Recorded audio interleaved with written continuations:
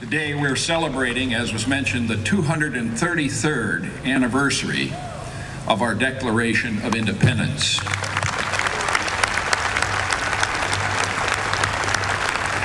We're also celebrating the lives of hundreds of thousands who served and gave the utmost sacrifice in the defense of this noble document from the forces of darkness that persist in trying to eliminate it from the face of human history. The Declaration of Independence, while yes, it is our Declaration of Independence from Great Britain, is really very much more than that. It is a declaration of the rights of man. It transcends the history and boundaries of these United States. It transcends time and space. It is a light in the darkness, a beacon to those tired, those poor, those huddled masses yearning to be free. It is a declaration that belongs not just to us as Americans, but to all humanity. We as Americans are custodians of this sacred document. And all of humanity and our Creator have charged us with the sacred trust of preserving this document and its principles for all time. The measure of government, the measure of a people, is how well it secures the rights of life, liberty, and the pursuit of happiness for itself and its posterity. How does our government measure up? How do we as a people measure up? Are we living lives that are true to the principles of this great declaration? We have gotten ourselves into serious trouble every time we abandon these principles. When we denied the right to liberty to a fifth of our people, consigning them to slavery and the status of property, we suffered the horrors of a great civil war.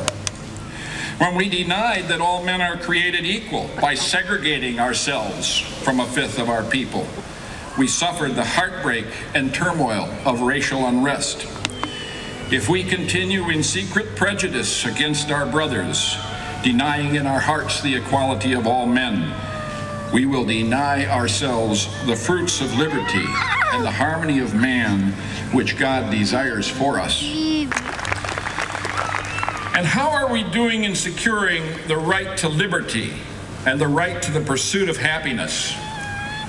8 months ago, we as a nation voted for change. We are getting what we asked for. In just 8 short months, our leaders have committed to increasing our national debt by $9 trillion over the next 4 years. The Federal Reserve, with little or no oversight by anyone, has loaned another $2 trillion over the past few months, but they don't tell us to whom or why, and will not disclose the terms. The House of Representatives has shown itself willing to sacrifice your future and that of your children on the dubious altar of global warming. I'm not saying we shouldn't be concerned. I'm not saying we shouldn't pay attention to this issue. But the sacrifice that they are asking in the name of an unproven doctrine is huge. When Congress passed the 1% income tax in 1916, a senator from Maine had the temerity to warn the people that if this 1% tax passed, it would go to 5%. Today, I'm here to sound the alarm. If you allow Congress to pass this socialized medicine program they are pushing, the day will come very soon when the government health czars will decide who lives and who dies. Amen. Can we claim to be a free people when we are saddled with debt amounting to $70,000 for every man, woman, and child in the United States, when we have to pay $3,500 per year for every man, woman, and child just to cover the interest on that debt? Can we claim to be free when the government tells us how we have to live to avoid creating too much carbon dioxide? Can we claim to be free when Congress starts designing our cars for us, at least for the limited time left they'll give us to drive them? Can we claim to be free when Congress establishes health czars to tell us how we are to live, what medicines we are to take, and when we will have to just step aside? Can we claim to be free when President appoints pay czars to tell us how much money we're allowed to make? Ladies and gentlemen, we have been led to the edge of a cliff. We are staring into the abyss, and the rest of the world does not want us to jump. For 5,000 years, the world careened from one form of despotism to another, from one dark chapter to another. And then in 1776, the torch was lit. The darkness was pierced.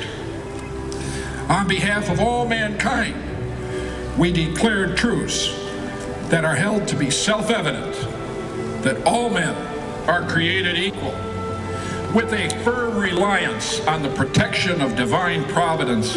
Let our generation accept the torch of liberty passed to us by our forebears.